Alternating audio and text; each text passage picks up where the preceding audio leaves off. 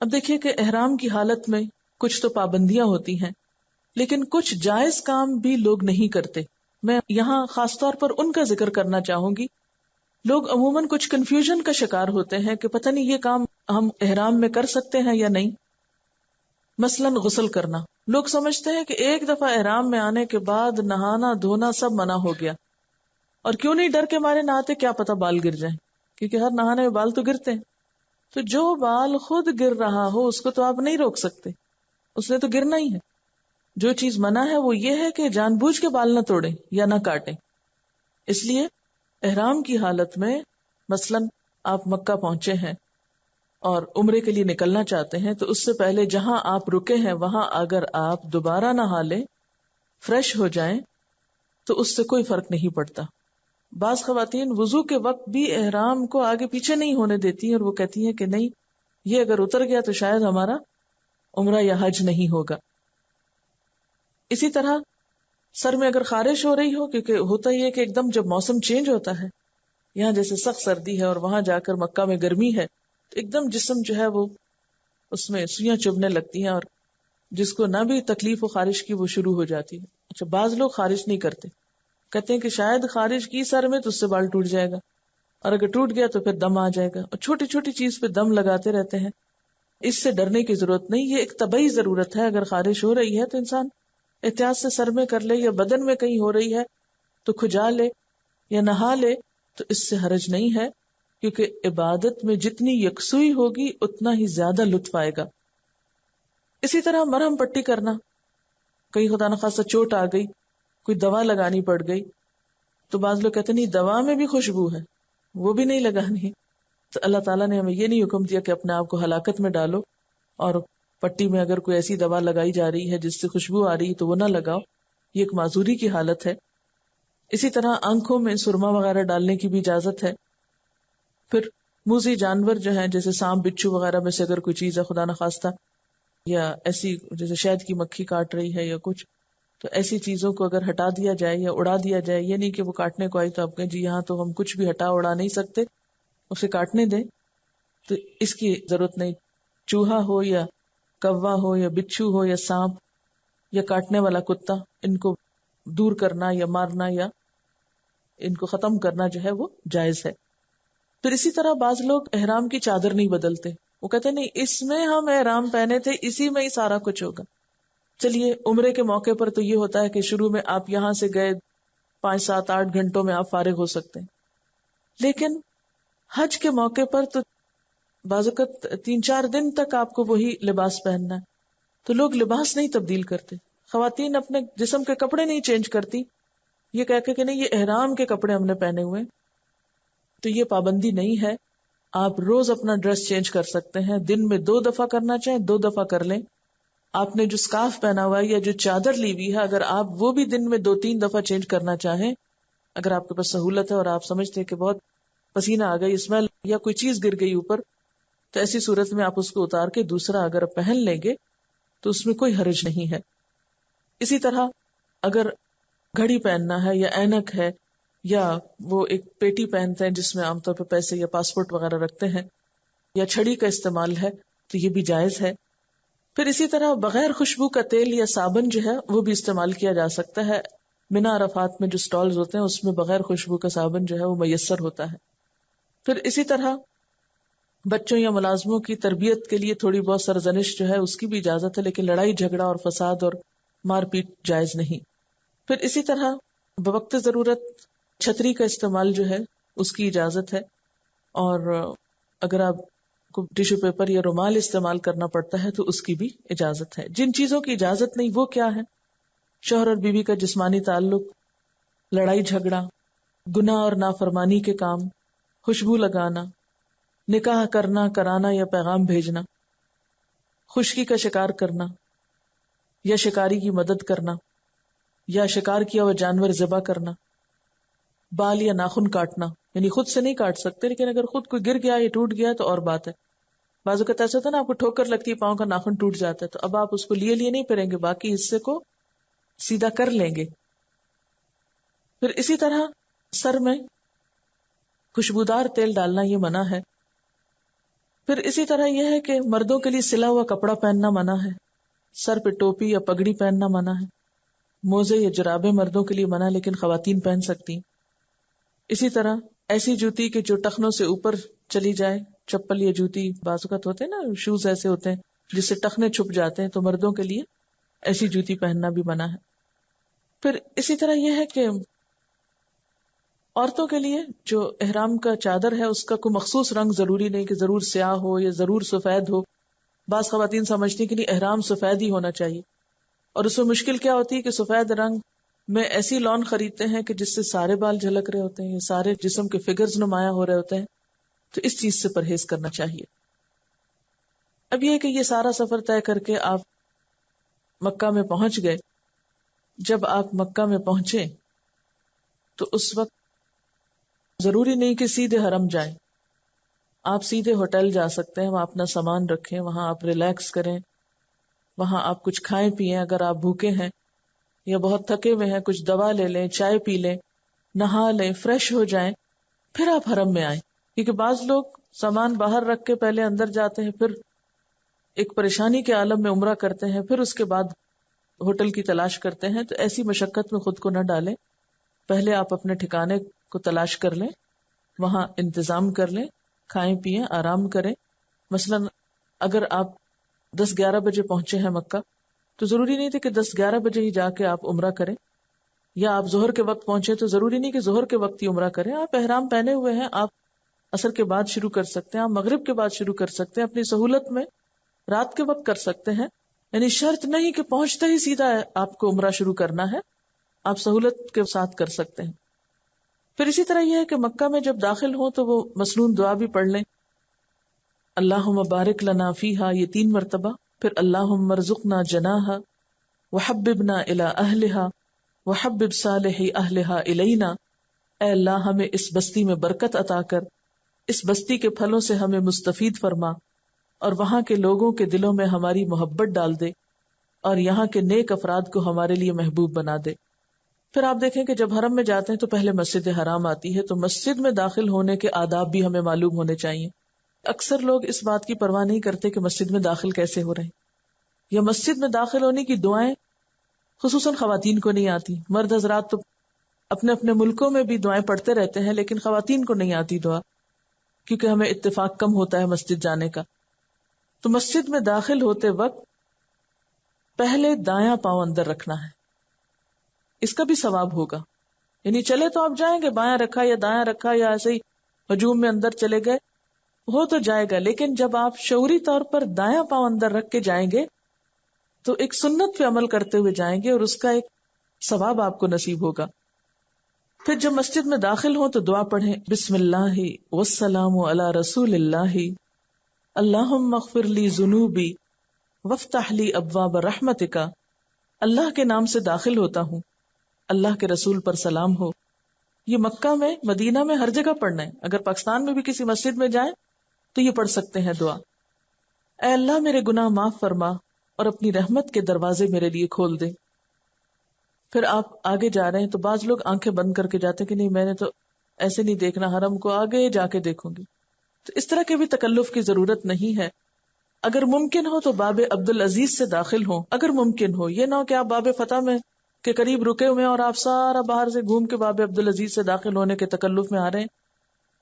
جو ہی آپ کعبہ کو دیکھیں تو پھر آپ دعا کریں، کیونکہ اس وقت کی دعا جو ہے پہلی نظر کو اس کو دیکھ کر وہ قبول ہوتی ہے، اور وہ دعا بھی پہلے سے سوچ کے رکھیں۔ میں تو عام طور پر بخشش کی دعا مانگتی ہوں، ربنا اغفر لی ولوالدی وللمؤمنین یوم یقوم الحساب، اور اس لیے کیونکہ بخشش اگر ہو گئی پھر تو بیڑا ہی پار ہے، پھر تو سب کچھ مل گیا، اور اگر اللہ تعالیٰ نے معاف نہیں کیا تو کسی چھوٹی سی چیز پہ بھی پکڑ سکتا ہے، اگر معافی نہیں ہوئی تو سارے کام بیکار ہو جائیں گے۔ تو اس لیے بعض لوگ یہ دعا بھی مانگتے ہیں کہ اللہ میں جو کچھ یہاں مانگوں وہ سب دعائیں قبول ہوں، وہ بھی ٹھیک ہے، لیکن ساتھ ہی کچھ مانگ بھی لیں، مانگنے کا موقع ہے، کوئی خاص چیز بھی مانگ لیں۔ حضرت عروہ بن زبیر کہتے ہیں کہ نبی صلی اللہ علیہ وسلم کے حج کے بارے میں حضرت عائشہ نے مجھے بتایا کہ جب رسول اللہ صلی اللہ علیہ وسلم مکہ تشریف لائے تو سب سے پہلے آپ نے وضو کیا، پھر بیت اللہ شریف کا طواف کیا۔ تو اس سے پتہ چلتا ہے کہ طواف کے لیے وضو شرط ہے۔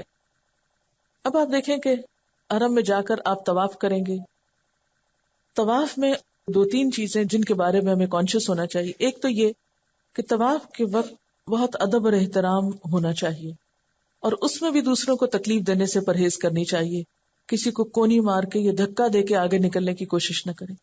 پھر بعض لوگ ہاتھ پکڑ پکڑ کے پورا گروپ بنا لیتے ہیں اور پھر نہ وہ کسی کو آگے جانے دیتے ہیں، رستہ روک دیتے ہیں، یہ بھی دوسروں کی اذیت کا سبب ہوتا ہے۔ کوشش کریں کہ آپ جگہ مقرر کر لیں جن کے ساتھ بھی آپ نے مل کے طواف کرنا ہے، طواف کے بعد وہاں اکٹھے ہو جائیں، لیکن طواف کے دوران ہاتھ پکڑ پکڑ کے نہ چلیں، الا یہ کہ آپ اکیلے نہ چل سکتے ہو یا آپ کو سہارے کی ضرورت ہو، ادروائز اپنا اپنا طواف کریں، اپنی اپنی دعائیں مانگیں تاکہ خشوع و خضوع زیادہ ہو۔ بعض لوگ معلم کے پیچھے دعائیں مانگتے ہیں، وہ زور سے بلند آواز سے بولتا ہے، پیچھے سارا ہجوم بولتا ہے اور سوچے سمجھے بغیر بعض اوقات بولا جاتا ہے۔ آپ نے وہ سنا ہی ہوگا کہ ایک معلم جو تھا وہ طواف کرا رہا تھا تو دعا پڑھاتے پڑھاتے اس کا موبائل بجا اور اس نے کہا ہیلو، تو پورے مجمع نے پیچھے سے کہا ہیلو۔ اب آپ خود سوچیں کہ اگر حرم میں اس طرح کے لطیفے ہو رہے ہوں تو پھر عبادت کا خشوع خضوع جو ہے وہ کیا ہو سکتا ہے۔ تو اس میں کوشش کرنی چاہیے کہ خود دعائیں پڑھیں، اور اس میں بھی آپ جو دعائیں پڑھیں وہ خشوع کے ساتھ پڑھیں، صرف بلند آواز سے چیخ چلا کے نہیں، اور آپ کو پتا ہو آپ مانگ کیا رہے ہیں۔ بعض اوقات معلم حضرات ایسی دعائیں پڑھ رہے ہوتے ہیں جو ہماری سمجھ میں بھی نہیں آتی کہ وہ کیا پڑھ رہے ہیں، اور ہم صرف کہے جا رہے ہیں، کوئی روح نہیں اس میں۔ تو کیا مانگا آپ نے؟ وہ تو کوئی اور مانگ رہا ہے، تو آپ اپنی زبان میں مانگ لیں، لیکن اپنی اپنی دعائیں مانگیں۔ بعض لوگ اس وقت کتابیں اٹھا کے پھر رہے ہوتے ہیں اور مخصوص چکروں کی دعائیں بنائی ہوئی ہیں۔ نبی صلی اللہ علیہ وسلم کی سنت سے کسی چکر کی کوئی مخصوص دعا ثابت نہیں ہے، آپ کسی بھی چکر میں کوئی دعا پڑھ سکتے ہیں، عربی میں پڑھیں، اردو میں پڑھیں، انگریزی میں پڑھیں، اپنی لوکل زبان میں پڑھیں، جس مرضی میں پڑھیں، لیکن آپ کا اللہ سے مضبوط تعلق ہونا چاہیے۔ کتنے افسوس کی بات ہے کہ ہم اللہ کے گھر کے ارد گرد طواف کر رہے ہیں اور اللہ سے ہمارا تعلق نہیں ہے، ہمارا دھیان کہیں اور ہی ہے اور ہم ادھر ادھر دیکھ رہے ہیں، یا ہم بس ایسے ہی بس چلے جا رہے ہیں اور چلے جا رہے ہیں۔ اس وقت سے بڑا وقت کیا ہوگا کہ آپ کو وہ سعادت نصیب ہو؟ اس وقت میں زیادہ سے زیادہ اللہ تعالیٰ کی طرف رجوع کریں۔ آپ یہ کر سکتے ہیں کہ اپنے چکر کو یاد رکھنے کے لیے ہر چکر کے لیے ایک وظیفہ رکھ سکتے ہیں، مثلا ایک میں استغفار پڑھ لیں، ایک میں یا حیو یا قیوم پڑھ لیں، ایک میں آیت کریمہ پڑھ لیں، ایک میں پہلا کلمہ پڑھ لیں، ایک میں چوتھا کلمہ پڑھ لیں، ایک میں درود شریف پڑھ لیں۔ یہ اپنی سہولت سے آپ ایک ترتیب قائم کر سکتے ہیں۔ بعض اوقات ایسا ہوتا ہے کہ یاد نہیں رہتا کون سا چکر ہے، تو اس دعا کے مانگنے سے یاد رہ جاتا تھا، لیکن وہ بھی زبانی پڑھیں، یا یہ کہ کوئی ایک شخص مخصوص کر کے سب کو نہ بتائے، ہر شخص اپنے اپنے لیے خود مخصوص کر سکتا ہے۔ اور اس کے علاوہ جو مسنون دعا ہے وہ ربنا آتنا فی الدنیا حسنۃ وفی الآخرۃ حسنۃ وقنا عذاب النار ہے، جو رکن یمانی سے حجر اسود کے درمیان نبی صلی اللہ علیہ وسلم پڑھا کرتے تھے، اور یہ خاص طور پر طواف کے ایک چکر کے پورا ہونے کا وقت ہوتا ہے کہ اس وقت دنیا اور آخرت کی بھلائی مانگ لی جائے۔ اس میں آپ دیکھیے کہ اگر کسی شرعی عذر کی وجہ سے مثلا آپ کا وضو نہیں رہا اور آپ کو طواف بیچ میں چھوڑنا پڑتا ہے، 3 چکر کیے اور آپ کو وضو نہیں رہا، تو آپ کیا ہے، یا آپ کو واش روم جانے کی ویسی ضرورت پیش آ گئی، تو آپ چلے جائیں، دوبارہ وضو کر کے آ جائیں، اور جتنے چکر آپ کے مکمل تھے اس سے اگلا چکر شروع کریں۔ یعنی ادھورا چکر کو ادھوری جگہ سے آ کے نہیں شروع کریں۔ مثلا آدھے میں آپ نے جگہ چھوڑ دی تو آپ مثلا 3 چکر آپ نے پورے کیے تھے، اور چوتھے سے پہلے مثلا 3.5 میں آپ نکل گئے باہر، تو 3.5 والی جگہ سے نہیں شروع کریں، بلکہ چوتھے کی ابتدا سے پھر سے شروع کریں، اور ابتدا کا جیسا کہ آپ کو معلوم ہے کہ حجر اسود سے شروع کیا جاتا ہے۔ ایک اور بات یہ ہے کہ طواف کے دوران آپ تلاوت قرآن بھی کر سکتے ہیں، مثلا آپ کو سورۃ یاسین زبانی یاد ہے یا کچھ اور، آپ قرآن پاک کے حافظ ہیں تو آپ قرآن پاک کی تلاوت میں بھی طواف کر سکتے ہیں، کیونکہ آپ کو معلوم ہے کہ جو شخص قرآن کی تلاوت کرتا ہے اور دعا نہیں مانگ سکتا، اللہ تعالیٰ اس کو مانگنے والوں سے بھی بہتر عطا کرتے ہیں۔ تو اس لیے اس وقت کی یہ بھی ایک بہترین عبادت ہے۔ مطلب دن میں اگر 5 دفعہ آپ طواف کر رہے ہیں عمرے کے بعد روزانہ کی روٹین میں، تو آپ کیا کر سکتے ہیں کہ ایک طواف میں آپ ایک خاص ذکر کر لیں، دوسرے میں قرآن پاک پڑھ لیں، تیسرے میں کچھ اور کر لیں، یعنی بدل بدل کے مختلف چیزیں، معلوم نہیں اللہ تعالیٰ کو کون سی چیز آپ کی پسند آئے اور کون سی چیز زیادہ فائدے کی ہو۔ پھر اسی طرح یہ ہے کہ جب طواف آپ کر لیں تو پھر زمزم کا پانی پیٹ بھر کے پئیں، اور اس وقت بھی خوب دعائیں کریں کیونکہ یہ بھی دعاؤں کی قبولیت کا وقت ہے. پھر اسی طرح یہ ہے کہ طواف کے 2 نفل جب پڑھیں تو بہتر یہ ہے کہ مقام ابراہیم کے پاس ہو، ورنہ حرم میں کسی بھی جگہ وہ نفل آپ پڑھ سکتے ہیں. ان نفل کے بعد بیٹھ کر مثلا اگر آپ نے کتابیں پڑھنی ہے، مثلا مجھے کچھ دعائیں جیسے زبانی ابھی تک یاد نہیں ہیں طویل ہونے کی وجہ سے، یا ان کی ترتیب بھول جاتی کہ کتنی دعائیں ہیں ساری نہیں یاد رہتی، تو میں عموماً یہ کرتی تھی کہ وہی جو چھوٹا بیگ ہوتا تھا اس میں دعاؤں کی جو کتابیں رکھی ہوئی ہیں، جب 2 نفل طواف کے پڑھتی تھی تو اس وقت بیٹھ کے اپنی کتاب کھول لیتی تھی اور جتنی جی بھر کے کتابوں میں لکھی ہوئی دعائیں پڑھنی ہیں وہ پڑھ لیں. اس وقت میں اپنی وہ ڈائری بھی نکال لیں جو آپ نے لوگوں سے وعدے کیے تھے دعائیں کرنے کے، اس کو بھی نکال کے آپ ایک دفعہ پڑھ کے ان لوگوں کے حق میں مخصوص دعا کر لیں جو وہ چاہتے ہیں آپ سے کرنا. پھر یہ کہ آپ صحیح کے لیے نکلیں گے، جب صحیح کے لیے جائیں تو اس وقت کی دعا جو ہے صحیح شروع کرنے کی، یعنی صفا سے شروع کریں گے، مروہ پہ ایک چکر.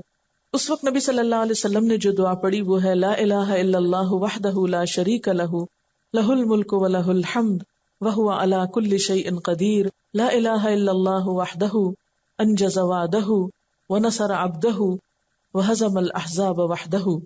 کوشش کریں کہ یہ دعا بھی زبانی یاد ہو جائے، لیکن اگر نہ ہو سکے تو اپنے بیگ میں چھوٹے سے ایک کارڈ پہ الگ لکھی ہوئی، یہ نہیں ہو کہ کسی کتاب میں اور وہ دھکے پڑھ رہے ہیں اور آپ ورقہ ڈھونڈ رہے ہیں. اگر آپ نے کسی مخصوص اس پہ لکھی ہے تو نشان یا مارکر آپ اپنی مخصوص دعاؤں پہ یا مخصوص چیزیں پڑھنے کے لیے آپ ان کو وہاں لگا سکتے ہیں. مثلا ڈفرنٹ کلر میں بھی لگا سکتے ہیں کہ آپ کو صحیح کی دعا شروع کرنی ہے اور آپ کو نہیں آتی تو جو ہی آپ صفحہ پہ پہنچنے لگتے ہیں اپنی کتاب نکالیں، فوراً اس جگہ کو نکالیں اور دعا پڑھ لیں.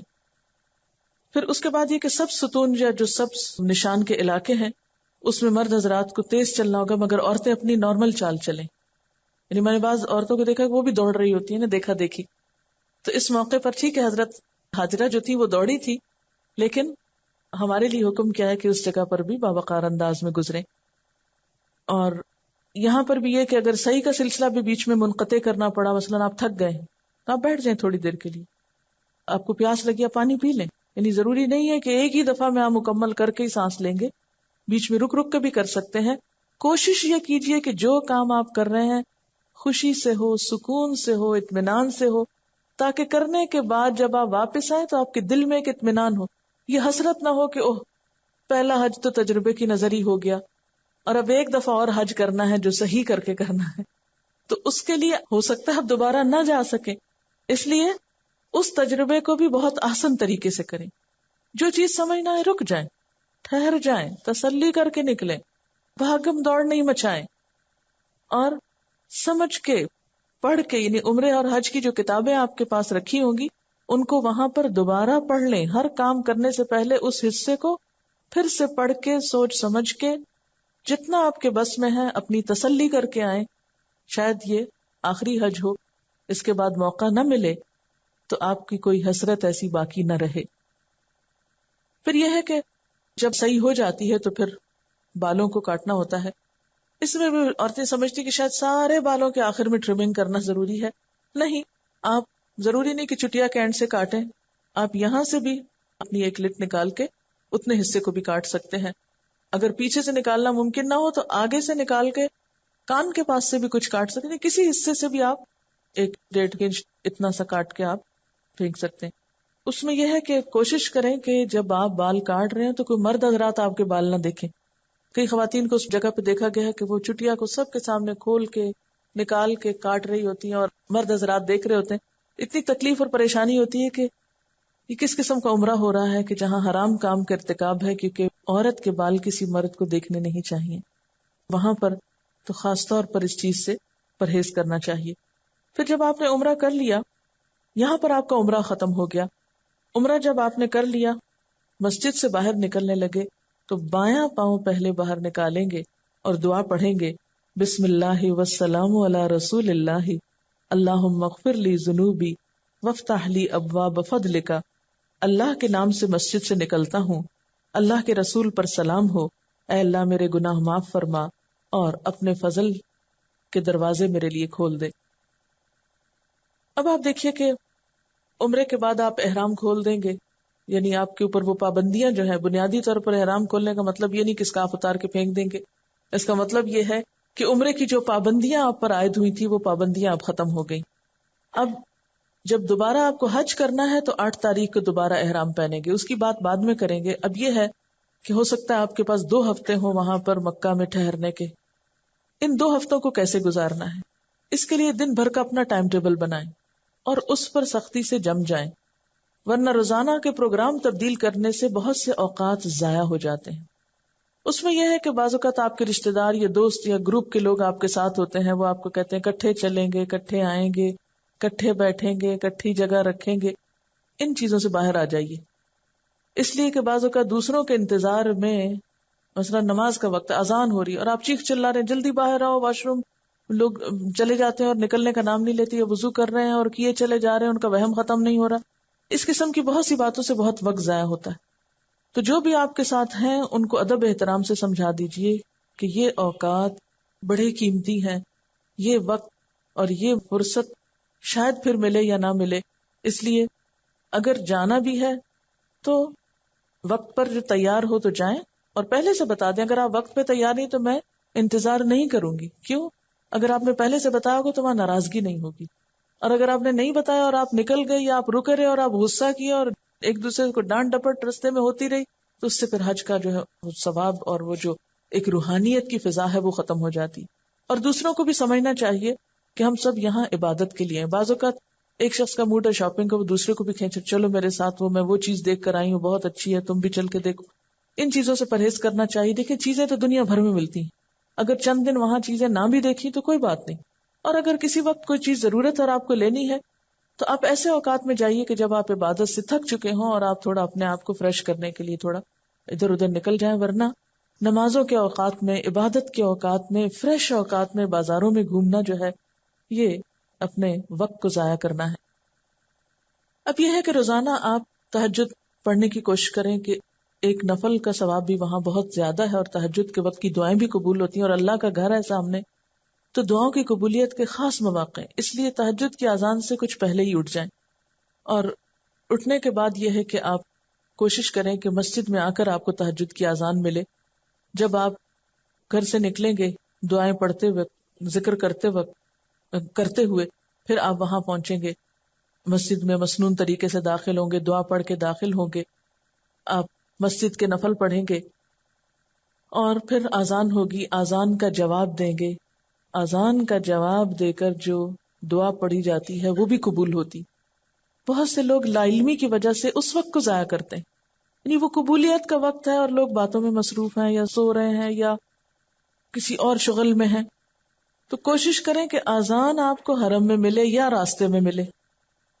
اگر راستے میں ملتی ہے اذان، یعنی 5 اذانوں میں سے یا تہجد کی اذان میں سے سب کی بات میں کر رہی ہوں اس وقت مشترکہ طور پر، تو آپ اذان کا جواب دیں، کسی سے بات نہیں کریں اور اس کے بعد خصوصی دعا کریں اپنے لیے. پھر آپ مسجد میں پہنچیں، آ کر مسجد کے نفل پڑھیں. پھر تہجد کا وقت ہے اگر تو تہجد وہیں پر آپ ادا کریں. پھر فجر کی اذان ہو تو اس کا جواب دیں، پھر اس کی دعا پڑھیں، اذان کے بعد کی دعا. اس کے لیے پیارے رسول کی پیاری دعائیں اگر کتاب چھوٹی آپ کے پاس ہو تو اس میں مختلف مواقع کی، یا حسن المسلم انگلش ترجمے کے ساتھ اور اردو کے ساتھ موجود ہے، اس میں بھی مختلف مواقع کی دعائیں موجود ہیں. اس کو آپ اسی طرح مختلف پیجز کو مارکر لگا کے رکھ لیں تاکہ جس وقت، اور اگر چھوٹا چھوٹا نوٹ لکھا ہو تو جس وقت کی دعا آپ کو پڑھنا ہے یا جو بھی دعا پڑھنا ہے فوراً اس نشانی کے ساتھ کھول لیں. ورکہ بار بار پلٹنا اور اس میں وقت ضائع کرنا یہ بھی درست نہیں. ایک ہی دفعہ انتظام کر لیں ان چیزوں کا. پھر جب آپ وہاں دعا پڑھ لیں پھر اس کے بعد فجر کی سنتیں پڑھیں. اذان اور نماز کے بیچ کا جو وقت ہے یہ سارا دعاؤں کی قبولیت کا وقت ہے. اس وقت کو آپ یا تو تلاوت میں گزاریں یا ذکر میں گزاریں یا دعا پڑھیں. اس وقت میں کچھ اور نہ کریں. یعنی اذان سے لے کے نماز تک کے بیچ کی جو گھڑیاں ہیں یہ بڑی قیمتی ہیں. اس میں سوتے میں وقت گزار دینا اچھا، جب شروع ہوگی تکبیر ہوگی تو ہم پہنچ جائیں گے، یا بازار گھوم کے، یا بعض لوگ کیا کرتے ہیں حرم میں بیٹھے ہیں، اچھا بہن تم کہاں سے آئی ہو، فلاں جگہ سے، باتیں اور گفتگو اور اذانیں ہو رہی، تکبیریں ہو رہی، کچھ اور کہانیاں ختم نہیں ہو رہی. اور بعض خواتین تو مسلسل شاپنگ کی باتیں اور شاپنگ کر کے بعض اوقات اندر لے آتے ہیں چھپا کے اور وہ دکھانے کی، یعنی وہاں جا کر بھی ہماری دنیا ختم نہیں ہوتی. اگر اتنی ہی دنیا سے محبت ہے کہ اللہ کے گھر میں بھی دنیا نہیں بھولتی تو پھر اور کہاں بھولے گی. اس سے پھر یہ ہوتا ہے کہ وہ حج کی جو روح ہے یا مقصد ہے یا جو فائدہ ہے وہ حاصل نہیں ہوتا.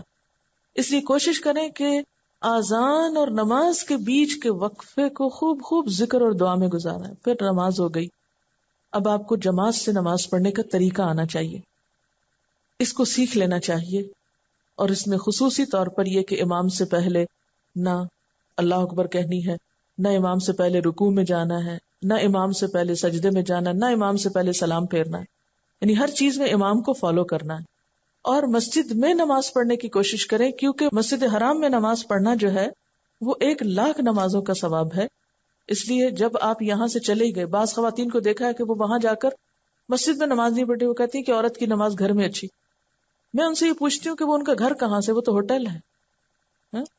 وہاں جہاں آپ رہتے ہیں وہ آپ کا گھر تو نہیں ہوتا.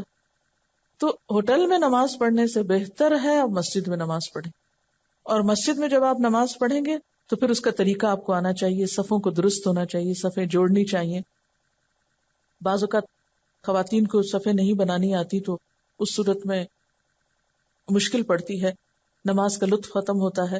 تو کوشش کریں کہ آپ جب جائیں تو ذرا وقت سے پہلے چلیں تو اگلی صفوں میں آپ کو جگہ مل جائے، جہاں عموماً لوگ پھر کم آگے سے کراس کرتے ہیں، یا اور سنجیدہ قسم کے لوگ بھی آگے جا کے بیٹھتے ہیں.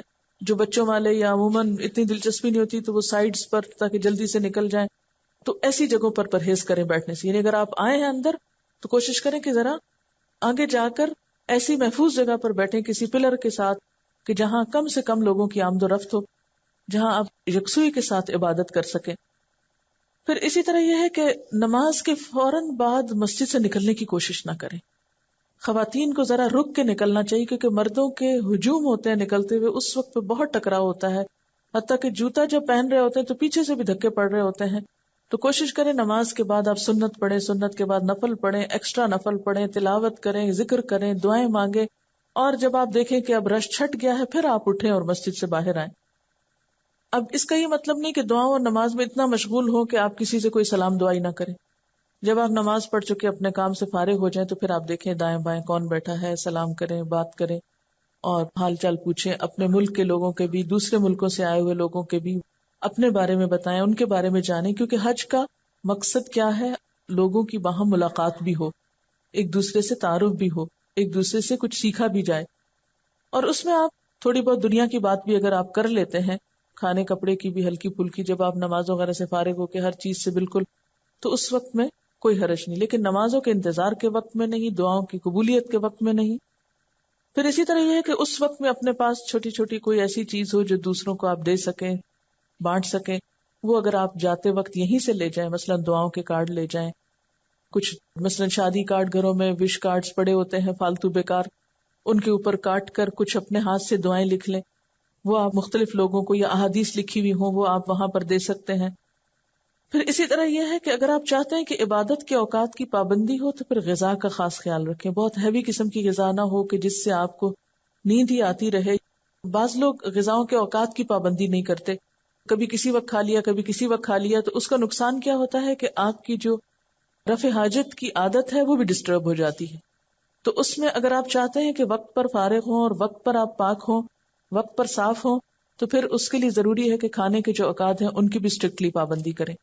اور اس میں کھانا اس طرح کا نہ ہو کہ جس سے آپ کو معدے میں جلن شروع ہو جائے، یا آپ بار بار پانی پیئیں، یا آپ کو سستی اور غنودگی ہو، یا یہ کہ آپ کا اسٹمک اپسیٹ ہو جائے اور واش روم بار بار جانا پڑے. یہ تمام چیزیں جو ہے وہاں جا کر بہت عبادت کے وقت کو ضائع کرتی ہیں. کھجور اور زمزم کا استعمال خاص طور پر کرتے رہیں. یہ دونوں چیزیں آپ کی صحت کے لیے بھی اچھی ہیں، اور زمزم کے بارے میں بھی آتا ہے کہ جس نیت سے پیا جائے وہ حاصل ہوتی. یعنی اگر آپ شفا کی نیت سے پی رہے ہیں یا غذا کی نیت سے پی رہے ہیں تو کوشش کریں کہ حرم میں ہوتے ہوئے دوسرا پانی نہ لے جائیں، وہی پانی بار بار پئیں. کھجور اگر اپنے بیگ میں بھی تھوڑی سی ساتھ رکھ، کسی وقت عبادت کے درمیان شوگر لیول لو ہوتا ہے تو ایک آدھ کھجور جو ہے وہ اگر آپ پولیتھین کے لاک ہونے والے بیگ کے اندر ڈال کے 3-4 رکھی بھی ہوں، ذرا زیادہ بھی رکھ لیں، بعض اوقات 7-8 بھی رکھ لیں. کیونکہ ہوتا ہی کہ جب آپ کھا رہے ہیں تو سامنے کوئی بچہ بیٹھا ہے، دائیں بائیں کوئی اور بیٹھا ہے، تو اس کو بھی تھوڑا سا آفر کر دیں. کیونکہ بہت آکورڈ لگتا ہے کہ آپ خود تو کھا پی رہے ہیں اور لوگ آپ کی شکل دیکھ رہے ہیں. اور میں اس وقت یہ حدیث یاد رکھتی ہوں کہ آگ سے بچو خواہ کھجور کا آدھا ٹکڑا ہی. تو سوچتی ہوں کہ یہ بالکل انجان لوگ ہیں جو مجھے نہیں جانتے کہ میں کون ہوں. اگر ان کو میں کچھ دوں گی تو یہ تو نہ مجھے ان سے شکریہ کی توقع ہوگی، نہ مجھے تعریف کی، نہ اس کے بعد یہ میرا احسان کبھی اتار سکیں گے. اس لیے ایسے لوگوں پہ احسان کرو کہ جن سے کوئی واپسی کی توقع نہ ہو. تو وہ ایک طرح سے بہترین صدقہ اور بہترین اجر ہوتا ہے.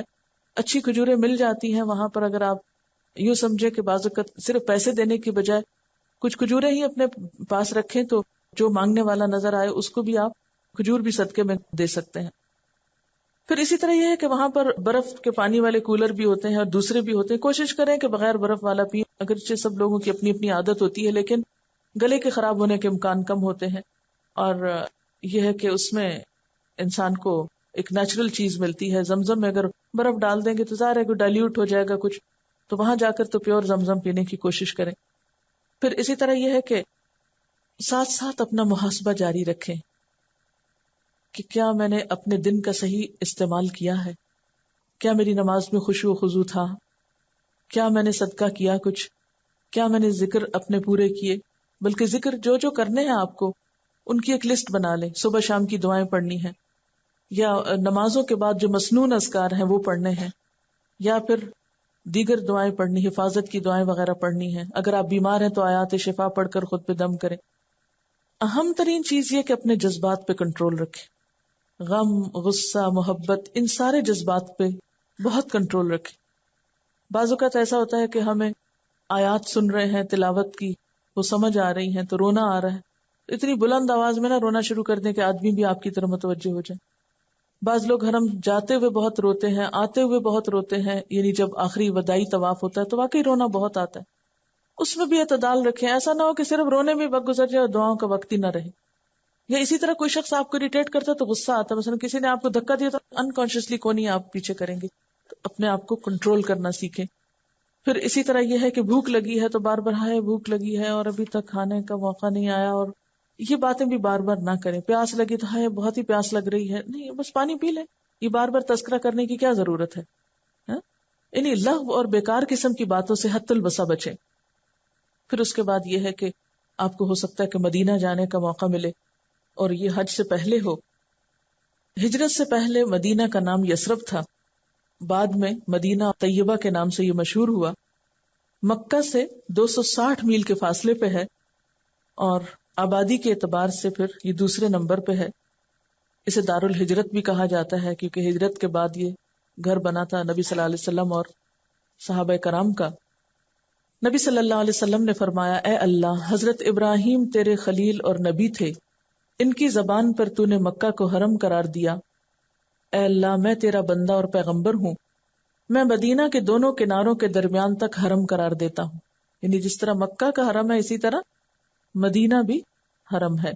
آپ نے فرمایا المدینہ تو حرم, مدینہ حرم ہے, اور مدینہ کا حرم جبل عیر سے جبل سور تک ہے, نہ اس کا درخت کاٹا جائے نہ اس میں کوئی بدعت کی جائے. جو مدینہ میں بدعت ایجاد کرے گا اس پر اللہ کی اور فرشتوں کی لعنت ہے. آپ نے فرمایا مدینہ برے آدمیوں کو اس طرح نکال دیتا ہے جیسے بھٹی لوہے کا میل دور کرتی ہے. یعنی ان کا یا تو وہاں دل نہیں لگتا یا پھر یہ وہ رہ نہیں سکتے. آپ نے فرمایا اگر لوگ سمجھے تو مدینہ ان کے لیے بہتر ہے. ہوتا یہ کہ جب ہم مکہ جاتے ہیں تو ہمارا شوق ہوتا ہے کہ زیادہ وہاں رہیں, اور الحمدللہ ہونا بھی چاہیے, لیکن مکہ کی محبت میں مدینہ کی محبت کو ختم نہ کر دے, یا مدینہ کی محبت میں مکہ کی محبت کم نہ کر دے. یعنی دونوں میں اعتدال بہت ضروری. بہت سے لوگ ان دو شہروں کو ہر وقت کمپیئر کرتے رہتے ہیں, مدینہ میں یہ تھا مکہ میں یہ نہیں تھا, مکہ میں یہ تھا اور مدینہ میں یہ نہیں تھا. اس طرح کی گفتگو کا بھی اتنا فائدہ نہیں. یہ ہے کہ دونوں شہروں کا اپنا مزاج ہے, اپنی جگہ, اپنی رحمت, برکت اور فضیلت ہے. دونوں کو ڈیو رسپیکٹ اور محبت دیں, دونوں میں پہنچ کر وقت کی قدر کریں اور ان جگہوں کا ادب اور احترام کریں. آپ صلی اللہ علیہ وسلم نے فرمایا ایمان مدینہ میں سمٹ کر ایسے آ جائے گا جیسے سانپ سمٹ کر اپنے بل میں آ جاتا ہے. یعنی آخری وقت میں دنیا میں جب ہر طرف بے ایمانی ہو جائے گی اور دین ختم ہو جائے گا تو ایمان اور دین سمٹ کر واپس وہیں لوٹ جائے گا. آپ صلی اللہ علیہ وسلم نے فرمایا مدینہ اسلام کا قبہ ہے, ایمان کا گھر ہے, ہجرت کا مقام ہے, حلال و حرام کے معلوم ہونے کا ٹھکانہ ہے. آپ نے فرمایا جو مدینہ کی مصیبتوں اور پریشانیوں پر صبر کرے میں قیامت کے دن اس کی سفارش کروں گا. تو جس طرح مکہ جا کر آپ نے تکلیف اور پریشانی کا ذکر نہیں کرنا, اسی طرح یہاں پر بھی تکلیف اور پریشانی پر صبر کرنا ہے, یعنی کسی بھی قسم کی جو ہو. آپ نے فرمایا سب سے پہلے میں جن لوگوں کی سفارش کروں گا وہ مدینہ والے ہیں, پھر مکہ والے، پھر طائف والے ہوں گے۔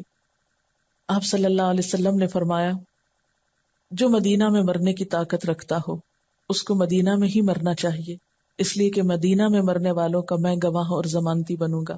ہر ایک کی قسمت میں تو یہ نہیں ہو سکتا، لیکن نیت اور تمنا کرنے میں کیا حرج ہے، کم از کم نیت کا ہی ثواب مل جائے۔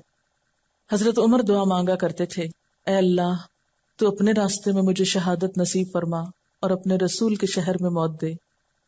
آپ صلی اللہ علیہ وسلم نے مدینہ کے پھلوں کے لیے دعا مانگی ہے، اللہم بارک لنا فی ثمرنا وبارک لنا فی مدینتنا وبارک لنا فی سعنا وبارک لنا فی مدنا۔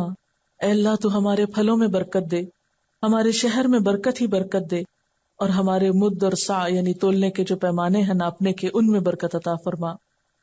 آپ نے فرمایا خدایا ابراہیم تیرے بندے اور خلیل اور نبی تھے، میں بھی تیرا بندہ اور پیغمبر ہوں۔ حضرت ابراہیم نے مکہ کے لیے دعا مانگی تھی اور اس کے ساتھ اور زیادہ بھی۔ پھر آپ صلی اللہ علیہ وسلم پھل کو یعنی پھل کے لیے دعا مانگ کے وہ پھل کسی چھوٹے بچے کو عطا کر دیتے، یعنی جب آپ کسی پھل کو دیکھتے تھے تو اس وقت یہ دعا پڑھتے۔ یعنی حضرت ابو ہریرہ فرماتے کہ لوگ جب پہلا پھل دیکھتے تو اسے آپ کے پاس لاتے، آپ اس کو لے کر یہ دعا پڑھتے جو ابھی میں نے پڑھی ہے، اور پھر اس کے بعد یہ فرماتے اور وہ پھل چھوٹے بچے کو عطا کر دیتے۔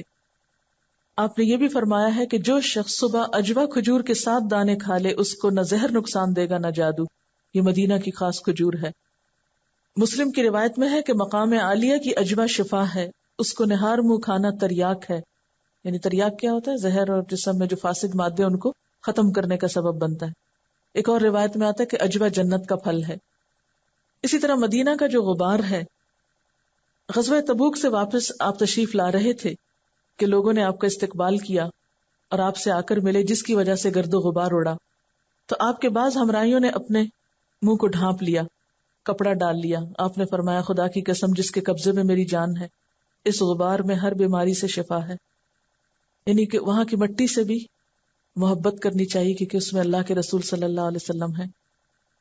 آپ صلی اللہ علیہ وسلم اپنی زندگی کے آخری دنوں تک یہی قیام فرما رہے اور مدینہ کی محبت کی دعا فرمائی، اے اللہ تو مدینہ کی محبت ہمارے دلوں میں ڈال دے جیسا کہ مکہ کی محبت ہمارے دلوں میں ہے، کیونکہ شروع میں صحابہ کا دل وہاں نہیں لگتا تھا، بلکہ اس سے بھی زیادہ، اور اس کو ہمارے لیے صحت یاب بنا دے کیونکہ بہت سے صحابہ وہاں جا کے بیمار ہو گئے تھے، اور اس کے سا اور مد میں برکت عطا فرما اور اس کے بخار کو جحفہ میں منتقل فرما۔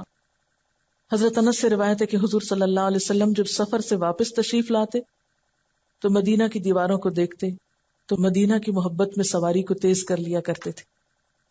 آپ دعا کرتے، اے اللہ تو مکہ سے دگنی مدینہ میں برکت عطا فرما، تاکہ لوگوں کو دل وہاں لگے اور لوگ وہاں پر جم جائیں، کیونکہ مکہ کی محبت تو ایک فطری چیز ہے، کیونکہ اللہ کا گھر ہے، وہاں پر سب کے دل اس کی طرف کھنچتے ہیں۔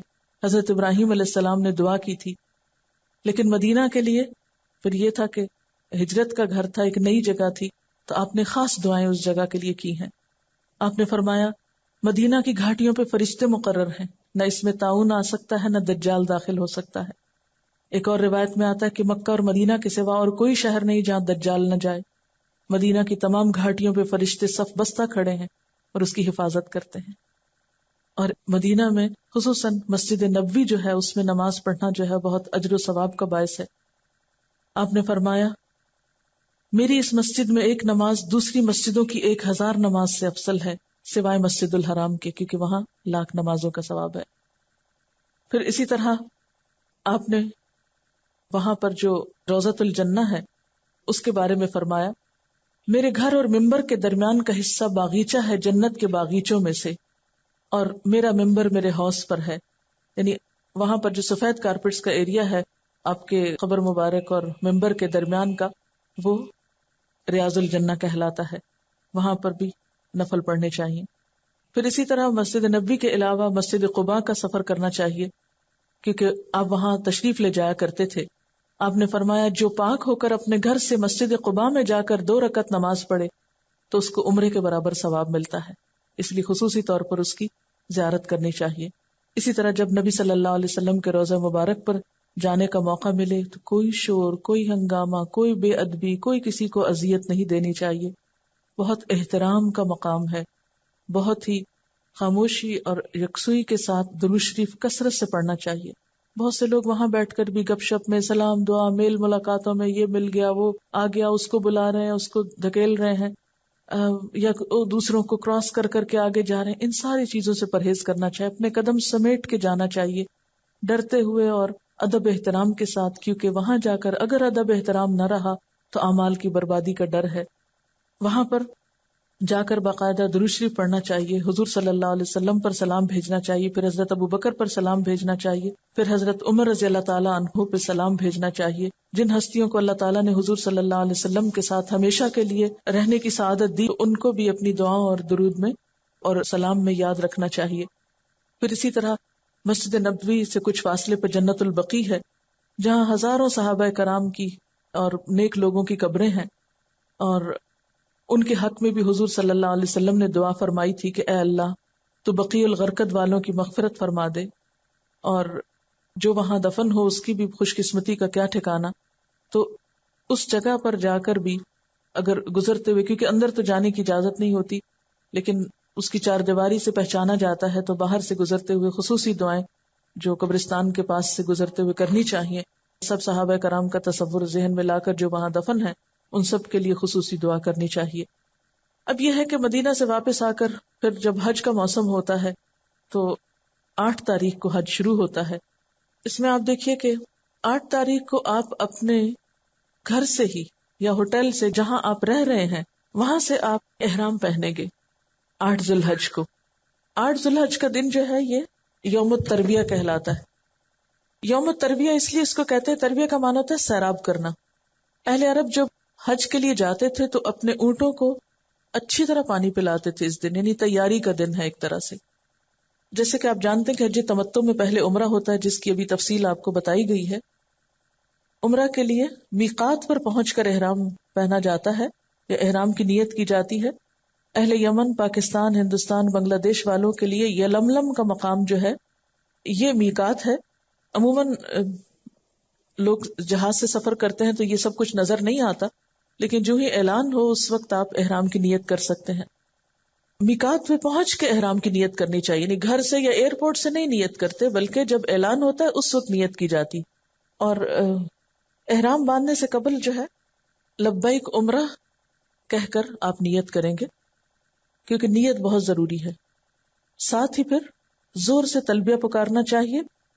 یہ تلبیہ کے الفاظ ہیں لبیک اللہم لبیک، لبیک لا شریک لک لبیک، ان الحمد والنعمت لک والملک لا شریک لک. اس کا صحیح تلفظ جو ہے یہ کسی سے سیکھ لینا چاہیے تاکہ درست ادائیگی ہو تو پھر اچھی تاثیر بھی ہو. جب حرم کا علاقہ آتا ہے تو اس کے اوپر لکھا ہوتا ہے کہ اونلی مسلمز. جب اس جگہ پہ میں پہنچتی ہوں تو میں بہت زیادہ شکر ادا کرتی ہوں اللہ کا، اور شکر سے آنسو آ جاتے ہیں کہ اللہ تعالیٰ شکر ہے کہ تو نے مسلمان پیدا کیا اور ہم اس جگہ پہ جانے کے قابل ہوئے، ورنہ ڈائیورژن آتی ہے کہ نان مسلمز کا راستہ یہ ہے. تو مجھے قیامت کا نقشہ نظر آ جاتا ہے، کیونکہ حج سارا قیامت کو بھی یاد کراتا ہے. آخری سفر، یعنی دنیا میں سفر کرتے ہوئے انسان آخرت کو زیادہ بہتر طور پہ یاد کرتا ہے. جب مکہ پہنچ جاتے ہیں تو پھر آپ جب طواف کے لیے جاتے ہیں، بیت اللہ شریف کا طواف شروع کرنے سے پہلے تلبیہ بند کر دینا چاہیے. یعنی یہ احرام کی نیت سے لے کر یہاں پہنچنے تک لبیک پکارتے رہیں گے. بہت سے لوگ بھولے رہتے ہیں، اس تلبیہ کو بھولنا نہیں چاہیے. جس حج میں جتنا زیادہ یا جس عمرے میں جتنا زیادہ تلبیہ ہوگا اتنا ہی زیادہ باعث برکت ہوگا. پھر طواف کی ابتدا جو ہے وہ حجر اسود سے ہوتی ہے، اس کو چوم کر. لیکن اگر چومنے کا موقع نہ ہو تو دور سے بھی آپ صرف ایک ہاتھ سے اشارہ کر سکتے ہیں، لیکن ضروری نہیں کہ آپ اس ہاتھ کو منہ کے ساتھ لگائیں یا وہاں پر رک جائیں اور بہت دیر کے لیے، کیونکہ بہت سے لوگ یہاں پر رک جاتے ہیں اور بھیڑ کر دیتے ہیں اور آگے نہیں چلتے. بعض لوگ اس پٹی کو نیچے نہیں دیکھتے اور اس سے پہلے ہی رکے کھڑے ہوتے ہیں یا کراس کر کے رکتے ہیں. تو وہ باقاعدہ نشان ہے حجر اسود کے نیچے زمین پر، ڈارک براؤن کلر کی پٹی ہے، اسے دیکھ کر وہاں بسم اللہ اللہ اکبر کہہ کے آگے چلے جانا چاہیے. یہاں کوئی بہت لمبی چوڑی دعا نہیں ہے، کیونکہ کچھ لوگ وہاں پر لمبی لمبی دعائیں پڑھنی شروع کر دیتے ہیں، رش کر دیتے ہیں، جس سے دوسروں کو بہت اذیت اور دکم پیل ہوتی ہے. اس سے بچنا چاہیے. یعنی ہاتھ بھی لگایا جا سکتا ہے اس کو، یا دور سے صرف دائیں ہاتھ کا اشارہ کافی ہے اور اپنا طواف شروع کر دینا چاہیے. طواف شروع کرنے سے پہلے چادر کا ایک حصہ دائیں کندھے کے نیچے سے نکال کر بائیں کندھے پہ ڈال لینا چاہیے، یعنی حالت استباح اختیار کرنا چاہیے، اور یہ مردوں کے لیے. رکن یمانی اور حجر اسود کے درمیان، یعنی جہاں حجر اسود ہے یہاں سے آپ نے شروع کیا، اینڈ بھی طواف کا یہی ہوتا ہے، لیکن اس سے پچھلا کارنر جو ہے وہ رکن یمانی کہلاتا ہے. یمانی یمن کی طرف اس کا رخ ہے، اس لیے اس کو یمانی کہتے ہیں. اب آپ دیکھیے کہ اس جگہ کے بیچ میں ربنا آتنا فی الدنیا حسنۃ وفی الآخرۃ حسنۃ وقنا عذاب النار پڑھنا چاہیے. جب آپ طواف شروع کریں تو اس وقت سبحان اللہ والحمد للہ ولا الہ الا اللہ واللہ اکبر یہ تسبیح بھی پڑھ سکتے ہیں. ایک طواف کے لیے 7 چکر ہوتے ہیں، اور 7 چکر پورے کرنے کے بعد واتخذوا من مقام ابراہیم مصلی، یہ پڑھتے ہوئے مقام ابراہیم کی طرف آنا چاہیے، وہاں نفل پڑھنے چاہیے 2 رکعت. پہلی رکعت میں سورۃ الکافرون اور دوسری میں قل هو اللہ احد پڑھنا مسنون ہے. اگر آپ کو یاد نہ رہے تو کوئی بات نہیں، لیکن اگر آپ اس طرح پڑھیں گے تو زیادہ ثواب ہے کیونکہ یہ سنت ہے. ایک اور بات یاد رکھیے کہ نہ تو ہم خانہ کعبہ کو پوجتے ہیں نہ مقام ابراہیم کو پوجتے ہیں، کیونکہ قرآن پاک میں آتا ہے فَلْيَعْبُدُوا رَبَّ هَذَا الْبَيْتِ. یہ سب کچھ سمبل ہے، ان چیزوں کے اندر کچھ نہیں. ان کی اہمیت بھی اللہ کے بتانے سے ہوئی ہے. جیسے حضرت عمر رضی اللہ تعالیٰ نے حجر اسود کو جب بوسہ دیا تو کہا تھا کہ یا حجر انک حجر لا تنفع ولا تضر، کہ اے پتھر تم پتھر ہو، نہ نفع دیتے ہو نہ نقصان. بعض لوگ خانہ کعبہ کے اوپر کپڑے رگڑ رہے ہوتے ہیں یا ہاتھ پھیر رہے ہوتے ہیں، چلے محبت میں ہاتھ پھیرنا تو اور بات ہے، لیکن یہ سمجھنا کہ ہاتھ پھیرنے سے کوئی فائدہ ہو جائے گا یا بیماری دور ہوگی یا یہ پتھر ہمیں شفا دیں گے، یہ سب شرکیہ باتیں ہوتی ہیں، ان سے پرہیز کرنا چاہیے. نماز کے بعد آب زمزم پینا اور کچھ سر پہ بھی ڈالنا چاہیے. اپنے منہ پہ چھینٹے مار سکتے ہیں، سینے پہ مار سکتے ہیں، سر پہ ڈال سکتے ہیں. اس کے بعد پھر حجر اسود کا استلام کرنا اور سعی کے لیے صفا پہاڑی کی طرف جانا چاہیے. اور پانی پینے کے لیے آپ کولر سے بھی پی سکتے ہیں، لیکن بہتر ہے کہ آپ نیچے اتر جائیں جہاں پر جو کنواں ہے اس سے ڈائریکٹ پانی آتا ہے. ملتزم کے پاس عموماً خواتین نہیں جاتی اور نہ ہی کوشش کرنی چاہیے، کیونکہ بہت مردوں سے ٹکراؤ ہوتا ہے تو پھر مشکل پڑتی ہے. یہاں چمٹ کر دعا مانگنا مستحب ہے، لیکن اگر ہمیں موقع نہیں ملتا اور دور سے بھی مانگتے ہیں تو انشاءاللہ نیت کا اجر مل جائے گا. پھر اس کے بعد سعی شروع ہوتی ہے. سعی کا لفظی معنی ہے دوڑنا. قرآن پاک میں آتا ہے ان الصفا والمروہ من شعائر اللہ، صفا اور مروہ اللہ کی نشانیوں میں سے ہے. فمن حج البیت او اعتمر، تو جو بیت اللہ کا حج کرے یا عمرہ کرے، فلا جناح علیہ ان یطوف بہما، تو اس پر کوئی گناہ نہیں کہ دونوں کا طواف کرے. ومن تطوع خیرا، اور جو خوشی سے نیکی کرے، فإن اللہ شاکر علیم، تو بے شک اللہ قدردان ہے، جاننے والا ہے. اس آیت کو پڑھ بھی لینا چاہیے اور پھر یہ الفاظ کہنے چاہیے ابدأ بما بدأ اللہ، میں اس سے ابتدا کرتا ہوں جس سے اللہ نے ابتدا کرنے کو کہا ہے. صفا پہاڑی پر چڑھ کر قبلہ رخ کھڑے ہونا اور 3 مرتبہ یہ کلمات کہنا چاہیے اللہ اکبر اللہ اکبر اللہ اکبر، لا الہ الا اللہ وحدہ لا شریک لہ، لہ الملک ولہ الحمد وہو علی کل شیء قدیر، لا الہ الا اللہ وحدہ لا شریک لہ انجز وعدہ ونصر عبدہ وہزم الاحزاب وحدہ.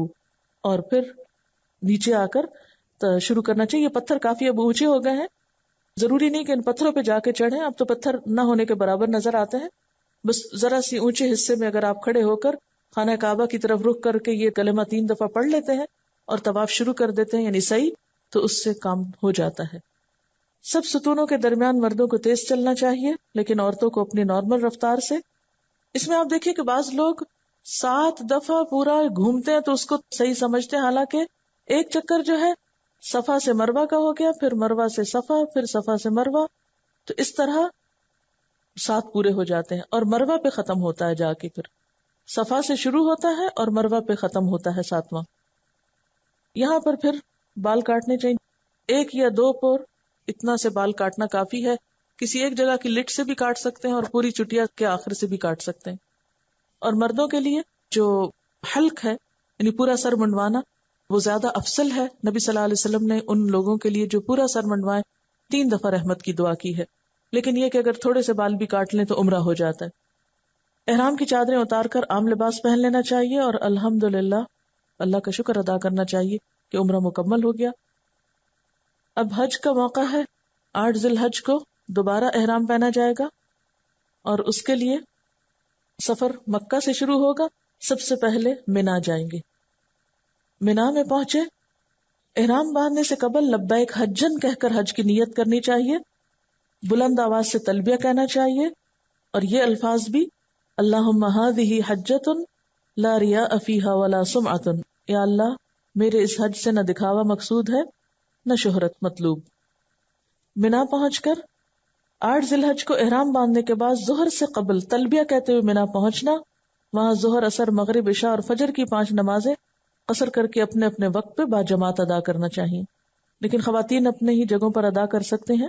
اور اس میں بھی یاد رکھیے کہ بہت سے وقت ہم پابند ہوتے ہیں وہ سارے انتظامیہ کے کہ کس وقت وہ ہمیں لے جا رہے ہیں، بعض لوگ بہت ارلی مارننگ لے جاتے ہیں، بعضوں کا ظہر سے بھی بعد کا وقت ملتا ہے، تو اس میں آپ مجبور ہوتے ہیں، اگر آپ اپنے اون پہ حج کر رہے ہیں تو پھر آپ یہ 5 نمازیں وہاں ادا کر سکتے، اگر رہ بھی جائیں تو کوئی حرج نہیں ہے، لیکن یہ ہے کہ 8 تاریخ کو منا پہنچنا لازم ہے۔ پھر 9 تاریخ کو طلوع آفتاب کے بعد تکبیر و تحلیل اور تلبیہ کہتے ہوئے منا سے عرفات روانہ ہونا چاہیے۔ یہاں پر مسجد نمرہ ہے، ضروری نہیں کہ آپ مسجد کے اندر جائیں۔ عرفات میں داخل ہونے سے قبل وادی نمرہ میں قیام کرنا ظہر کے وقت، یعنی نبی صلی اللہ علیہ وسلم نے کیا کیا تھا، عرفات جانے سے پہلے راستے میں وادی نمرہ میں قیام کیا تھا، اور پھر زوال کے بعد آپ نے وہاں پر وقوف کیا تھا، یعنی عرفہ میں۔ تو یہاں پر امام کا خطبہ حج سننا، پھر ظہر اور عصر کی نمازیں وہاں پر ادا کرنا چاہیے۔ یہاں بہت سے لوگ جھگڑوں میں پڑ جاتے ہیں، قصر پڑھیں کہ پوری پڑھیں، اور اس قسم کے، تو پلیز جھگڑوں میں پڑھنے کی بجائے جو آپ کو وہاں جو بتا رہا ہے اس کے مطابق کر لیں گے تو انشاءاللہ تعالی حج ہو جائے گا آپ کا، کیونکہ حج کے موقع پر جس چیز سے خاص طور پر قرآن میں بچنے کے لیے کہا گیا لا جدال، وہی ہم وہاں شروع کر دیتے ہیں اور ایک دوسرے پہ فتوے لگانے لگتے ہیں۔ اس میں ٹھیک ہے ائمہ کرام کی آراء مختلف ہیں، لیکن نبی صلی اللہ علیہ وسلم کی سنت سے جو چیز ثابت ہے بہرحال وہ کیا ہے کہ ظہر اور عصر کی دونوں نمازیں 1 اذان اور 2 اقامت کے ساتھ باجماعت قصر ادا ہوئی، جمعا و قصرا۔ وہاں کے جو امام ہیں وہ اسی طرح پڑھاتے ہیں، لیکن بعض ممالک کے لوگ جو ڈفرینٹ فقہ فالو کرتے ہیں وہ اس وقت میں بھی اپنی پوری کرنا چاہتے ہیں۔ آپ چاہیں تو پوری کریں، نہ چاہیں اور قصر امام کے پیچھے پڑھ لیں تو بھی آپ کا حج درست ہو جائے گا۔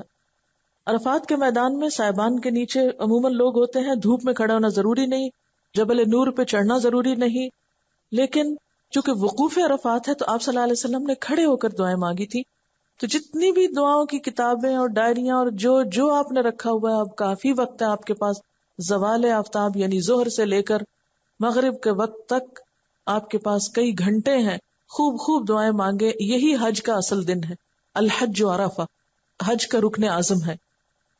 پھر جبل رحمت کے دامن میں یا جہاں جگہ میسر آئے وقوف کرنا چاہیے، قبلہ رخ کھڑے ہو کر ہاتھ بلند کر کے قرآنی اور نبوی دعائیں مانگنا، اور درمیان میں تکبیر اور تحلیل اور تلبیہ بھی کہنا چاہیے، اللہ اکبر، لا الہ الا اللہ، یہ بھی بیچ بیچ میں پڑھنا چاہیے۔ پھر آپ تھک جائیں تو بیٹھ بھی سکتے ہیں، کھانا بھی کھا سکتے ہیں، اگر بہت نیند کا غلبہ تو تھوڑا سا سو کے فریش بھی ہو سکتے ہیں، لیکن صرف اتنا کہ جس سے آپ مزید عبادت کے لیے فریش ہوں، یہ نہیں کہ آپ پھر سوتے ہی چلے جائیں۔ غروب آفتاب کے بعد نماز مغرب ادا کیے بغیر سکون اور وقار کے ساتھ تلبیہ کہتے ہوئے مزدلفہ روانہ ہونا چاہیے۔ بہت سے لوگ پیدل چلتے ہیں، گاڑیوں میں بھی ہوتے ہیں، لیکن اس وقت میں بھی دعائیں کرتے رہنا چاہیے۔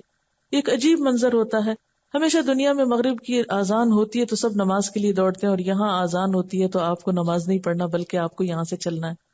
پھر مزدلفہ آپ پہنچتے ہیں، یعنی آپ مکہ سے منا ہے، منا سے عرفات، عرفات سے آپ مزدلفہ آئیں گے، رات یہاں گزاریں گے، 9 اور 10 کے بیچ کی رات یہاں گزرے گی، 8 اور 9 کے بیچ کی منا میں گزری، دن عرفات میں گزرا، رات پھر مزدلفہ میں آ گئے۔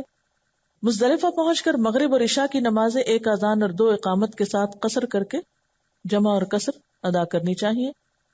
رات سو کر گزارنا اور 10 ذی الحجہ کی نماز فجر معمول کے وقت سے تھوڑی پہلے ادا کرنا چاہیے۔ بعض لوگ ساری رات یہاں جاگتے ہیں، نبی صلی اللہ علیہ وسلم نے یہاں رات کو آرام کیا تھا، اس لیے آرام کرنا بھی مسنون ہے۔ وقوف مزدلفہ کے بعد منا روانہ ہونے سے پہلے صرف جمرہ عقبہ کی رمی کے لیے مزدلفہ سے 7 کنکریاں چننا مستحب ہے، لیکن ممکن نہ ہو تو آپ منا میں بھی چن سکتے ہیں، کوئی شرط نہیں ہے۔ رمی کے لیے کنکری کا حجم چنے کے دانے سے کچھ بڑا ہونا چاہیے۔ بعض لوگ بڑے بڑے پتھر اٹھا لیتے ہیں، یا جوتے مارتے ہیں، یا اور چیزیں پھینکتے ہیں، یہ سب خلاف وقار باتیں ہیں، ان چیزوں سے پرہیز کرنا چاہیے۔ جس شیطان کو ہر وقت ہم نے دوست بنایا ہوا ہے وہاں جا کے اس پہ جوتے مار بھی آئے تو کوئی بہت بڑے کمال کی بات نہیں۔ نیکسٹ، نماز فجر باجماعت ادا کرنے کے بعد مشعر الحرام پہاڑی کے دامن میں یا جہاں بھی جگہ ملے قبلہ رخ کھڑے ہو کر ہاتھ بلند کر کے سورج طلوع ہونے سے قبل خوب روشنی پھیلنے تک تکبیر و تحلیل کہنا، توبہ استغفار کرنا اور دعائیں مانگنا چاہیے. نبی صلی اللہ علیہ وسلم کی یہی سنت ہے. لیکن افسوس کے بعد وہاں سے جو معلم ہوتے ہیں یا قافلے ہوتے ہیں وہ کچھ کرنے نہیں دیتے، اور ایک بھیڑ اور ایک رش کی حالت ہوتی ہے. لوگوں کو خود کچھ پتہ نہیں ہوتا اور بس جلدی جلدی میں ایک سے دوسری جگہ، دوسری سے تیسری جگہ لے جاتے ہیں. اس میں انسان مجبور ہے، معذور ہے. لیکن اگر آپ کو موقع ملے تو جی بھر کے اپنی سنتوں کی ادائیگی کیجیے. پھر مینا میں واپس آئیں گے آپ.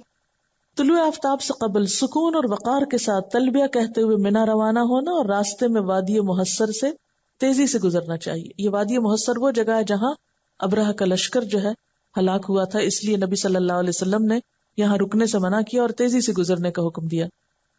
مینا پہنچ کر طلوع آفتاب کے بعد جمرہ عقبہ کی رمی کرنی چاہیے.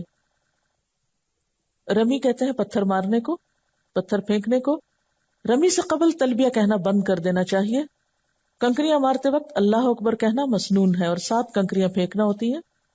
جمرہ عقبہ یعنی پل ہے، پل کے نیچے بھی ہے یہ اس کا سمبل، اوپر بھی ہے. جہاں آپ کے لیے سہولت ہو آپ جائیے. اس میں بہت زیادہ رش ہوتا ہے اور عموماً یہاں پر بہت خوف و ہراس بھی پھیل جاتا ہے. بعض اوقات لوگ پاؤں کے نیچے آ جاتے ہیں، کیونکہ ہوتا یہ ہے کہ سب ایک ہی جگہ سے جا رہے ہوتے ہیں اور ایک ہی جگہ سے آ رہے ہوتے ہیں. تو یہ جو گڑبڑ ہوتی ہے، اور پھر گروپس بنے ہوئے ہوتے ہیں اور وہ اکٹھے دھکے دے رہے ہوتے ہیں، اس میں پھر بہت مشکل ہوتی ہے. ابھی تک اس مسئلے کا کوئی حل شاید سمجھ میں نہیں آیا لوگوں کے. لیکن یہ ہے کہ انسان کو کوشش کرنا چاہیے کہ اپنی طرف سے کسی کو اذیت نہ دے. کنکریاں مارنے کے بعد پھر قربانی کرنا ہوتی ہے، اور قربانی کے گوشت میں سے کچھ خود بھی پکا کے کھا سکتے ہیں. اگر موقع نہ ہو تو سارا ہی دے دیں.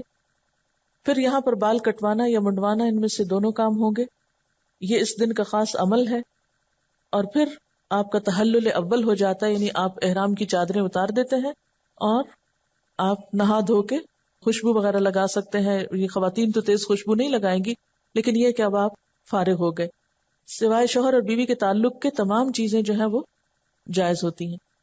اب حج کا دوسرا رکن جو ہے طواف افاضہ، یہ کرنا ہے. یہ حج کا رکن اعظم ہے ایک طرح سے. یعنی حج کے 2 فرائض ہیں، ایک عرفہ میں قیام اور ایک یہ طواف. اگر یہ 2 نہیں ہوئے تو حج نہیں ہوگا. اور یہ طواف کب ہوتا ہے؟ منا میں کنکریاں مار کے، قربانی کر کے اور بال کٹوا کے فارغ ہو کے نہا دھو کے پھر آپ جاتے ہیں مکہ دوبارہ. اب آپ دیکھیے، مکہ سے چلے منا آئے تھے، منا سے عرفات گئے تھے، عرفات سے مزدلفہ سے واپس منا، اور پھر وہاں سے دوبارہ مکہ، اور یہاں پر طواف اور سعی ہوگی. پھر اسی طرح طواف کے بعد زمزم پینا، کچھ دعائیں مانگنا، پھر صفا و مروہ کی سعی، پھر آپ مکہ سے واپس منا آ جائیں گے. قیام منا کے دوران ممکن ہو تو روزانہ طواف کریں آ کے، ورنہ مسجد خیف میں با جماعت نمازیں ادا کریں. بکثرت تحلیل و تکبیر ہو، حمد و ثنا ہو، توبہ و استغفار ہو، اور کھانا پینا ہو. نبی صلی اللہ علیہ وسلم نے فرمایا کہ یہ دن کھانے پینے اور اللہ کا ذکر کرنے کے ہیں. کثرت سے ذکر اور اس میں تکبیریں، خصوصاً نمازوں کے آس پاس.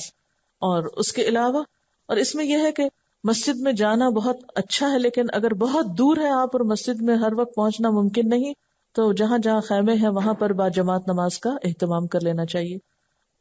ایام تشریق جو ہیں 11، 12، 13 ذی الحج کی راتیں یہ منا میں ہی گزارنی چاہیے. اور اس میں یہ ہے کہ 11 اور 12 تک بھی آپ رک سکتے ہیں. اگر 13 رکنا چاہیں تو ٹھیک ہے، ورنہ نہیں. روزانہ زوال آفتاب کے بعد، یعنی پہلے دن تو آپ نے صبح میں کنکریاں ماری تھی، اب یہ اگلے 3 دن جو ہے یہ سورج جب زوال ہو جائے گا، یعنی ظہر کا وقت ہوگا، اس وقت آپ کنکریاں ماریں گے.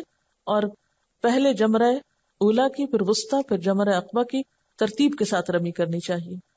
یعنی آپ آئے ہیں پہلے جمرہ اولا کا مطلب بھی پہلا، وسطی بیچ کا، اور عقبہ پچھلا، یعنی جس کو بڑا شیطان کہتے ہیں.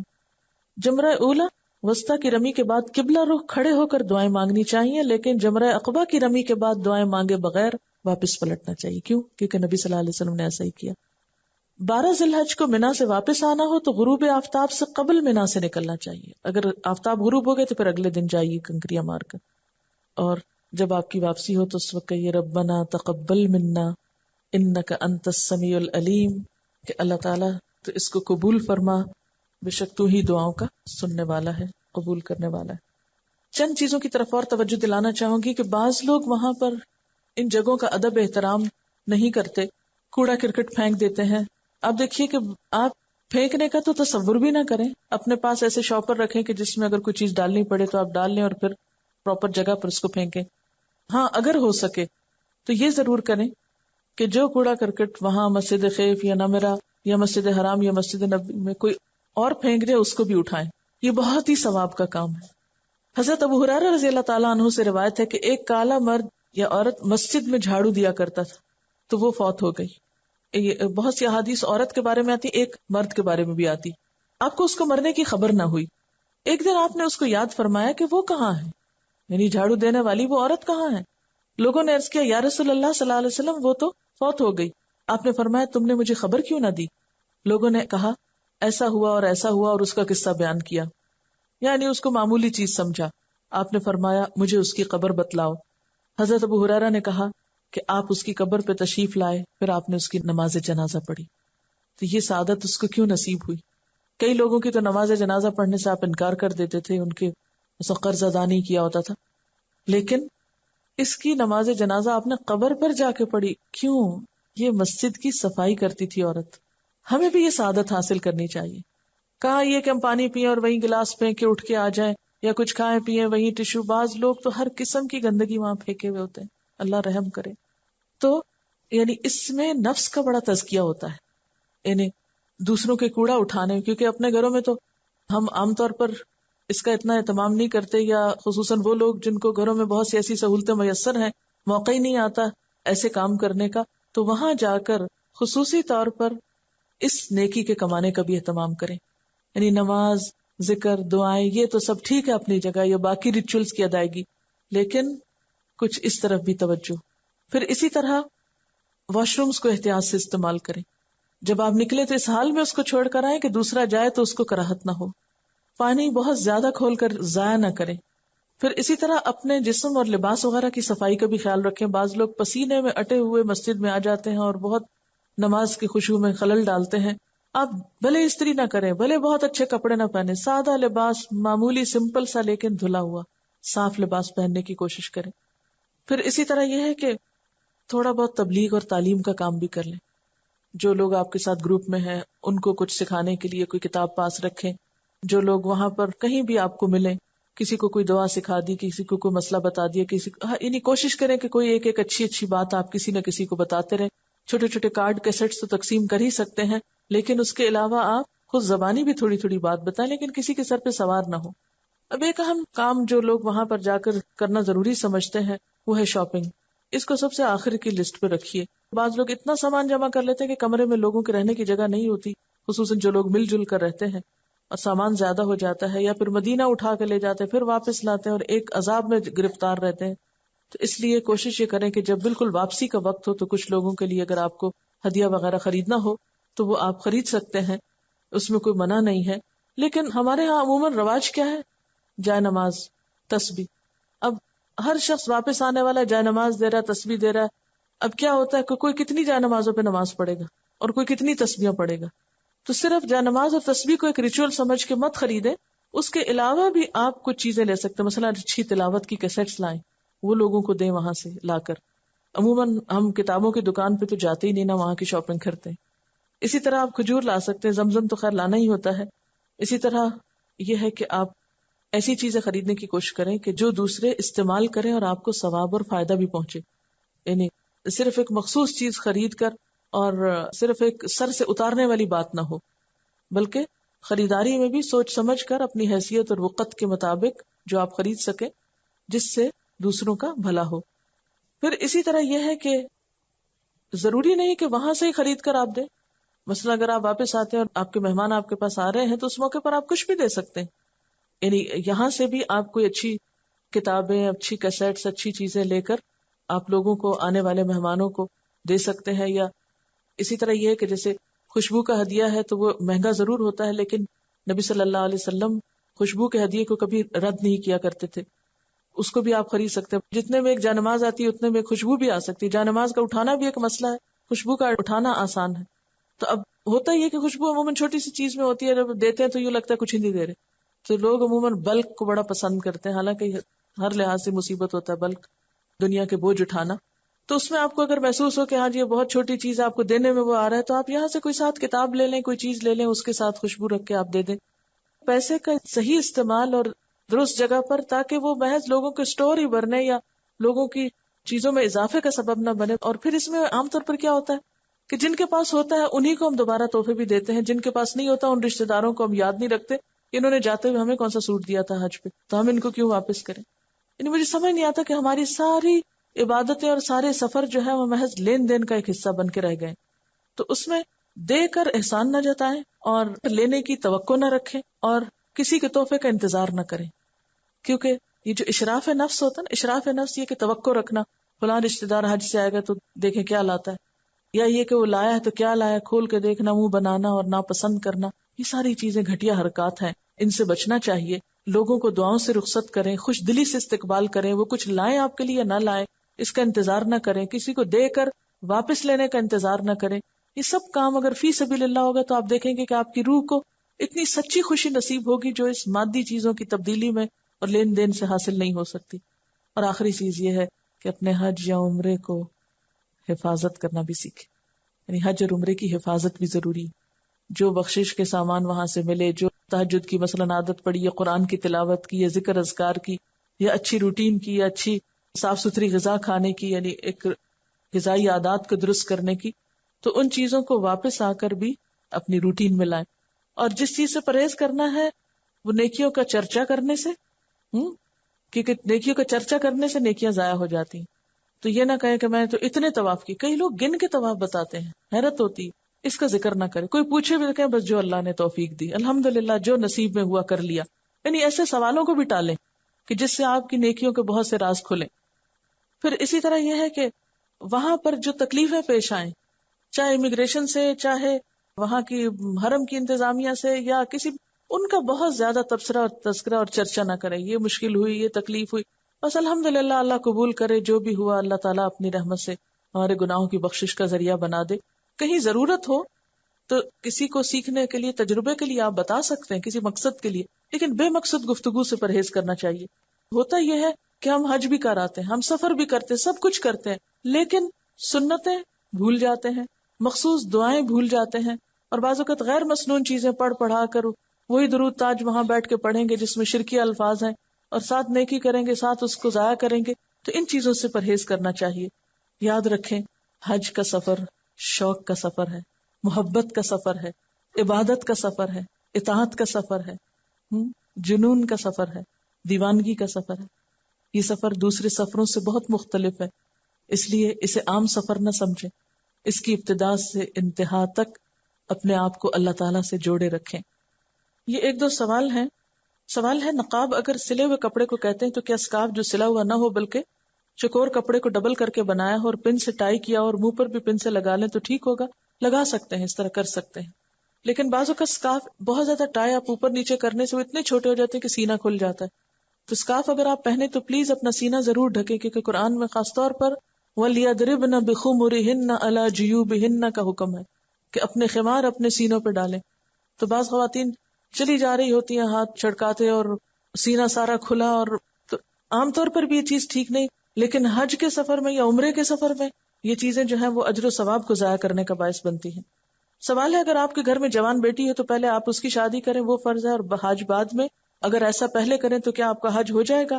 یعنی شادی پہلے نہ کی تو اس میں آپ دیکھیں کہ ایک تو شادیوں کے اخراجات ہم نے بہت زیادہ بڑھا لیے ہیں، اس لیے ہمیں ایک بچے کے بعد ایک کے کرنے کی وجہ سے حج کا موقع نہیں ملتا.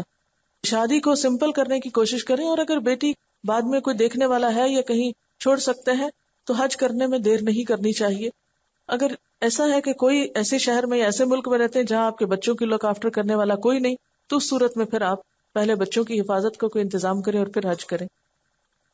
ایک اور مشورہ کسی نے دیا کہ اگر ساتھ ایک چھوٹی سی ٹارچ بھی رکھی ہو، کیونکہ کمرہ جب بہت سے لوگ شیئر کر رہے ہوتے ہیں تو بعض اوقات لائٹ آن آف کر کے واش روم جانے کے لیے باہر اندر نکلتے ہیں تو دوسروں کی نیند خراب کرتے ہیں، یا پڑھنا ہوتا ہے آپ کو نیند نہیں آ رہی، آپ کچھ پڑھنا چاہتے ہیں تو اس وقت آپ تنہائی میں اکیلے میں اپنی روشنی سے پڑھ لیں تو زیادہ بہتر ہے تاکہ دوسرے لوگ ڈسٹرب نہ ہوں. اسی طرح یہ ہے کہ کانچ کی چوڑیاں پہن کر جانے سے پرہیز کریں، کیونکہ بعض اوقات دھکم پیل میں چوڑیاں ٹوٹتی ہیں، زمین پہ گرتی ہیں، اپنا خون بھی نکلتا ہے، دوسروں کو بھی اذیت ہو سکتی ہے. بعض لوگ حج کر کے آتے ہیں تو اپنے نام کے ساتھ حاجی یا حجیانی لگاتے ہیں. کیا یہ درست ہے؟ اس سے پرہیز کرنا چاہیے، کیونکہ ہمیں کیا ضرورت ہے کسی کو بتائیں کہ ہم نے حج کیا ہو یا نہیں. اور اگر اللہ تعالیٰ نے آپ کو ایک سے زائد حج کرنے کی توفیق دی ہو تو اس کو یاد نہ رکھا کریں کتنے کیے. کیوں؟ اس لیے کہ یہ کسی کو بتانے کی چیز تو نہیں ہے، یہ تو آپ کا اور آپ کے رب کا معاملہ ہے، عبادت ہے. آپ نے کہا کہ عورت خوشبو نہیں لگا سکتی احرام میں، حالانکہ عورت کا احرام نہیں ہوتا. نہیں، عورت کا احرام اس کی نیت ہوتی ہے. عورت کا احرام اس کا ارادہ اور وہ یعنی مخصوص حالت ہے. احرام کا لفظی معنی ہوتا ہے حرام کرنا، یعنی احرام کپڑے کا نام نہیں ہے. احرام نیت اور چند پابندیوں کو قبول کرنے کا نام ہے، اس حالت کا نام ہے.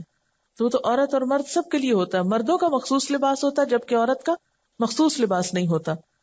اب یہ ہے کہ گھر میں جیسے آپ نہائے ہیں اور خوشبو والے صابن سے نہا لیے یا شیمپو میں خوشبو تھی تو کوئی حرج نہیں کہ اس کے بعد آپ نے راستے میں جب احرام کی نیت کی تو پچھلی خوشبو اگر ساتھ لگی ہوئی ہے تو حرج نہیں. احرام کی حالت میں آ کر پھر خوشبو نہیں استعمال کر سکتے. ان دو چیزوں میں فرق ہے.